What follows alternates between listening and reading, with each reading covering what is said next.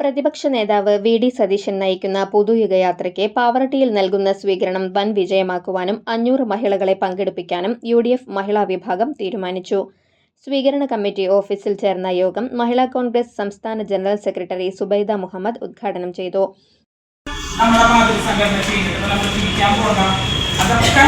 ഓരോ വാർഡുകളിലും വണ്ടികൾ ഏർപ്പാടാക്കി ആ വണ്ടികളിൽ ആളുകളെ എത്തിക്കേണ്ട ചുമതല ഓരോ മണ്ഡലം പ്രസിഡന്റുമാർക്കുണ്ട്.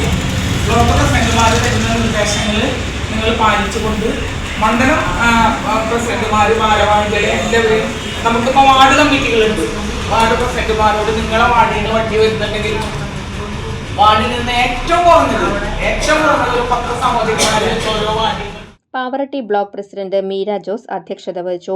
മണലൂർ ബ്ലോക്ക് പ്രസിഡന്റ് ഷീജ, കോൺഗ്രസ് നേതാക്കളായ P K. Rajan, K K. Babu, C J. Stanley, വനിതാ നേതാക്കളായ Ruby Francis, N K. Vimala, Sugandhini Girish, Princy Suresh, Rajani Krishnan, Ramsiya Mujeeb, Abhini Sasi, Sunitha Raju തുടങ്ങിയവർ സംസാരിച്ചു.